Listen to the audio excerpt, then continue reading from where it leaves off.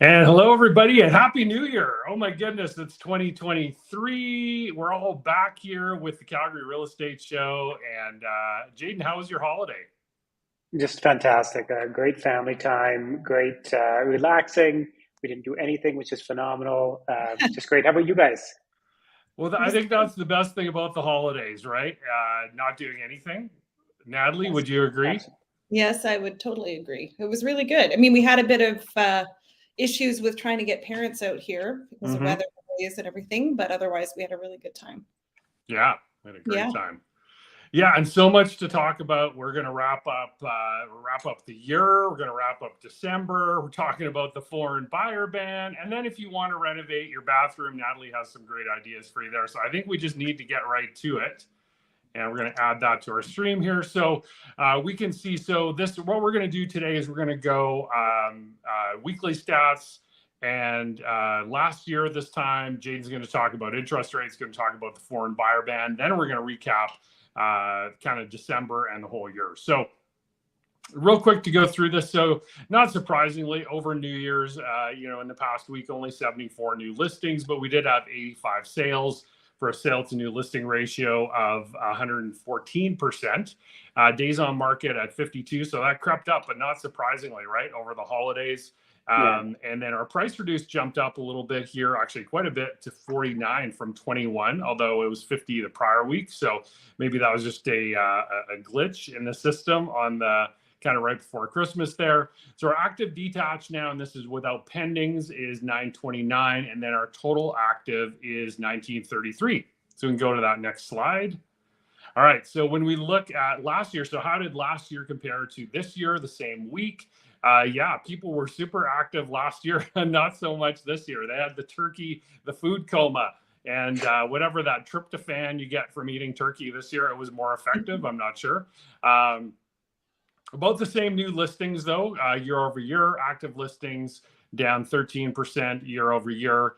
Pendings, there you can see actually pretty similar, 326, while a little bit lower than last year. And then when we look at those days on market at 52, and we'll throw it over to you, Jaden, for some interest rate news. Yeah, and honestly, there's not a lot of change from before the new year. We have seen the bond market go up slightly by about 0.3%. But fortunately, when the lenders brought their rates down and the bond market has gone down substantially more than that, they didn't follow as aggressively. So I don't think there's going to be a big correction in the near term. On the variable side, things are still sticking around that prime -1, prime minus zero point 0.9, and prime is currently at 6.45%. We're thinking there potentially will be one more mini rise in prime later in the spring, maybe even this winter. But that's likely the last one. We think we're very near to peak. I know I've said this earlier before things went crazier than I thought, but I think there's pretty broad industry consensus that the Bank of Canada now has to sit back and say, okay, what have these rates done? How are they affecting the marketplace? Are they doing what we want them to do? What's inflation look like? And so I think we're going to see a pretty static 2023. All right, sounds good. And hey, nobody's holding you to account, Jaden. Just like I can't predict what the market's going to do, we make our best guess, and that's really about it, right? Absolutely, yeah. All right, let's talk about that foreign buyer ban. So there's a lot of information here to break it down. Jaden, why don't you talk first from a lending perspective? Yeah, absolutely. So it was very interesting because I was making calls the week before Christmas, right before the 21st there, and nobody had any information. And I was calling the mortgage insurers, I was calling the lenders, and all I was hearing was status quo. We're hearing that there's going to be a pullback, but they haven't really defined that yet. December 21st, they published it in the Gazette, number 2, with the information, and as by in that week, everybody kind of got their stuff together. But basically, what they're doing is they're cutting out anybody who's on a work permit from buying a home. And there's some criteria for you to buy a home if you're here on a work permit. That criteria basically makes it that you have enough time to get your permanent residence in the the time that they've created for. So we're not Mhm. going to see any work permit home buyers for the next 2 years while this ban is on. I know why they're doing it and why they think they're doing it. Yeah. But it's really negatively affecting people that are moving to Canada specifically to start a new life, specifically to become a homeowner, and be part of a tax-paying Canadian and part of the community, right? So very, very much think they went a little bit too broad with this. There's some other things where in small communities that aren't part of these census Yeah. agglomerations and census general areas and things like that you're still able to buy in, but try to find out which those communities are and Yeah. where they are and what counts as where. It's just as anything government that happens on the 21st and then is put into place on the 1st. Very confusing to a lot of people right now. Yeah, and I mean, I think the stats are that in Canada in 2022, I believe it was the number that only 2.7% of properties are owned by foreign buyers. My opinion was this was another massive overreach, just like honestly the qualifying rate has been. And anyway, those who know me know what I think. So I'm just going to leave it there. But we have to deal with it now, and so we just want to make sure you guys all have all the information out there that will help you when you're talking to people that want to move to Canada. I mean, number one, best thing to do is put them in touch with us first, right? Yeah, But absolutely. We can talk about how do we get you on the fast track to permanent residence, because that's really now in this next 2 years the way that you're going to be able to buy a home. Yeah, exactly. So the PR card, as we like to call it, is your ticket. So. Yeah. All right. So, and you can see, sorry, let's go back to that slide for just 1 second. There are those exceptions. So if you are either married to or common law with a Canadian citizen, so we see this from time to time with US people that are wanting to purchase here that are married to a Canadian. That is an exception. And then a person registered under the Indian Act or refugee also exempt from the ban. So just wanted to add that in there, and we'll go to the next slide. All right, so let's recap December 1st. And what I've done this time around is we have some notes for the year and some notes for December. I'm going to try and get through this as quick as possible. My best suggestion always is to reach out to me about your community, because these are Calgary-wide. We're a massive city. At least we think we are. We're certainly a lot bigger than when Natalie grew up here, right? No, just a little bit. Yeah. Just a little, yeah. She's a native Calgarian, for those that don't know. Yeah. Yeah. The city ended where when you were growing up?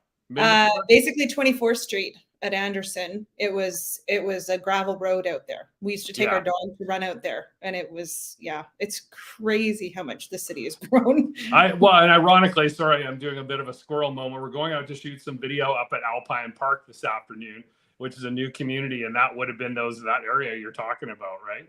Oh yeah, that was even further. That was full country at that time.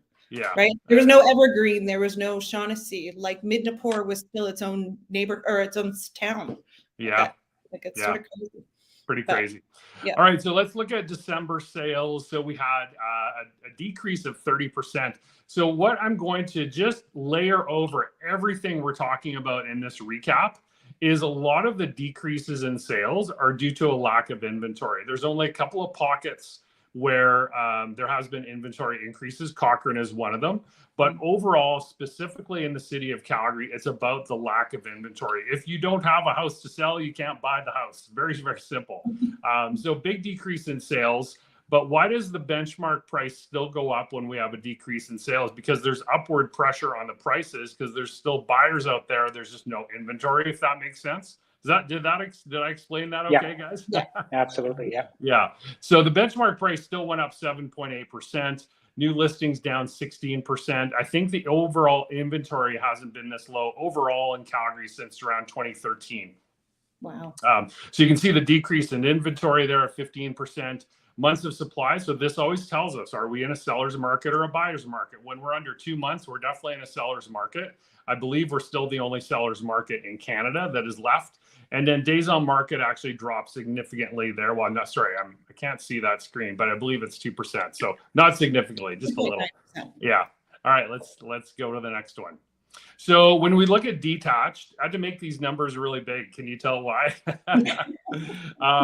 So obviously sales have trended down since the second half of 2022. They're minus 4% price wise from the high in June. But that's actually not bad considering how crazy prices went to in April, May, June in Calgary. I mean, a year ago, I was showing a property in minus 30 to a client of ours, Jaden, listed at 595. No, I think I remember the number. It had 70 showings, 70. We've talked about this example a few times. Now, is that healthy? No, not really for buyers, and sellers are like, well, okay, that's great. But anywho, benchmark price still up 14%, annual price growth high of 19% in the Southeast, North, and Northeast. So those were the biggest price gains in the city. And then if you just look at our December detached price, still went up 9% to 619.6. And then on the semi-detached side, again, this is going to be a broken record, you guys. We're going to see the sales easing in December. They've eased since the middle of the year. But the year-to-date sales are still above long-term, and listings are trending down. Again, broken record. Prices are only down 4% since May, but the year-to-date is 12% higher than 2021. So December price, 563, that's up 8%. On the row townhouse side, this is one, and we've talked about this segment for a few months now. Significant inventory reductions meant lower sales. That's exactly the story there. So if you don't have the inventory, you can't sell the houses. So still a record high of 5,163 row townhouse sales in 2022. Wow. And Jaden, I'm sure when you're talking to clients and they can't get into a detached or semi-detached, that's their next best option, right? Yeah, absolutely. Like, people are wanting that house experience, and they still get that with a row townhouse, right? Exactly. Yep. December inventory low since 2013. Year-to-date prices, they went up 15%. And then in December, 12.5% up year over year to 358.3. And then apartments up 12.5%. I mean, that's great. They're still not back to 2014, and that's been a broken record all year. But what's interesting here is they're the only segment that has had rising sales throughout the whole calendar of 2022. Year-to-date sales up 50%. Again, lowest inventory since 2013. And year-to-date, the overall year-to-date price has been up 9%, but that's still, again, below 2014. And then we'll do kind of an overall recap here of our three lovely kind of bedroom communities. Airdrie, again, sales declined since April, but still a record high for sales for the year. There's less than 2 months of supply up there. And I know inventory has slowly been trickling back, but under 2 months of supply, if you're selling a house and it's priced well and isn't a complete, I can't say the word on TV, but if it's in a good condition, you're going to sell your house in Airdrie right now. December price down 6% from the April peak, so a little more than the Calgary 4%, but that's still pretty good. Overall, year over year is 20% up, and then in December they were still up 12.4% over the previous year. In Cochrane, prices up 10.8%. This is where we saw some inventory increases in December. So they're saying inventory was similar to 2021, but the overall price like the 2022 pricing up 17% year over year. And then when we go to Okotoks and sales decline again, sorry, I should have stopped putting this as a bullet, right? Year-to-date sales only up 2%, so a little bit slower growth there. December price was up 7.2%, and there's still under 2 months of supply in Okotoks. So the reality is that if you are trying to sell there, a great time to sell. And if you're buying, you got to be on it to get on stuff that's decently priced. So overall, 16% up year over year. Over to you, Natalie. Oh, I'm popping over here, I guess. Yeah. So we're talking about bathroom renos for 2023. Exactly. These are bathroom trends that they're talking about for 2023. There's some interesting ones in here. The first one on this is the natural materials. So you'll see on the vanity, it's got the natural finished wood. It's not painted. Looks like it could be a concrete countertop, which would be really beautiful. It does look like concrete. Polished concrete countertop, nice and thick. And then just, you know, having a natural slate tile floor would be, yeah, very warm and cozy. Okay. Seems like slate is making a comeback then, because it was pretty popular in the early 2000s. Yeah, absolutely. But again, not in the 12 by 12 size. It would need to be like a bigger size, like 18 by 18 or a 12 by 18 rectangular. You can do all sorts of interesting, or if you do like a subway style, do like a herringbone pattern, something like that. Right. All right, next one is white and blue palettes. This one just makes me feel like I'm in a really nice hotel in Mexico.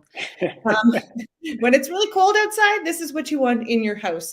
And you'll notice the shade on the wall sconce has got it's that sort of brushed gold. It's very beautiful. Like it's just a really peaceful, bright bathroom, really good for a small area. If you don't have a huge bathroom, this would make it look bright and light all the time. Even in our December 21st, shortest day of the year, still feel good in there.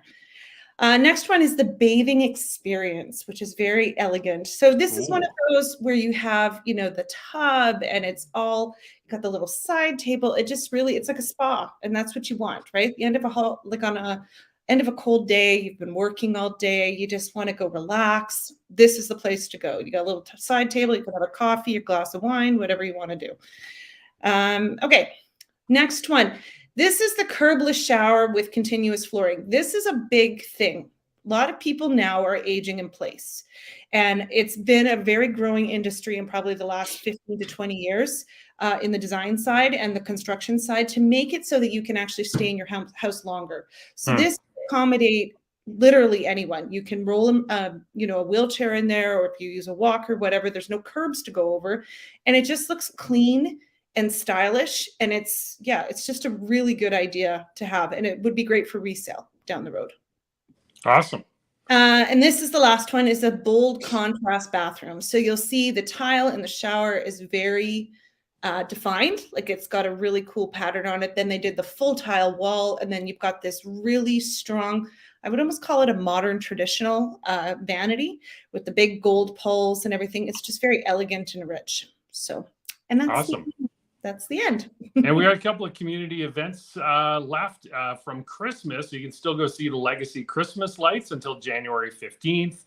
And then there's the Best of Banff Center Mountain Festival World Tour. So that is coming to Calgary at the U of C, the Rosa Center, and then at MRU at the Bella Theatre. Now, this might be interesting. The Calgary MS Whiskey Festival. Visit the Arts Commons to sample over 300 whiskeys. May want to Uber. May want to Uber to that. Yeah. Nobody ever remembers the whiskey festival, right? No, exactly. Every year a new thing. Yeah. And then Chinese New Year, which is such a huge celebration, obviously, at the Chinese Cultural Center. And then along those same lines, you can go check out world premiere of 12 new compositions by Vincent Ho, and that's performed by the alumni of the Students of the University of Calgary piano program. And then also, I think one thing that I forgot was we have the RV show coming up at the end of the month. Exactly. We're pretty excited about that. You can start planning for summer. Yeah, exactly. All the knickknacks and stuff we don't really need to buy, but you go to the RV show. So that's a wrap. That was a long one. Sorry, it was a little longer today, but there's tons of information to get through. And obviously, we'll keep you in the loop next week of any developments on the foreign buyer ban, you know, what's happening in the market. One thing, Natalie, I want you to speak to, we have a client that's going to be listing a home with us here in Woodbine coming up over the next few weeks, and talk a little bit, because we were talking about bathrooms and things like that, about how we recommended that they could do a quick update of their bathroom. And I think this is a super cool idea for those that are wanting to sell here in 2023. Absolutely. So basically what they're going to do is paint the cabinet doors and the vanity completely. They're getting new doors actually made and put on there.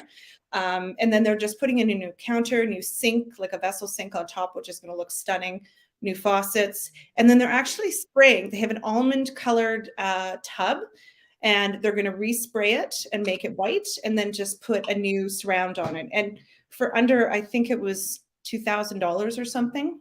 2,500 maybe.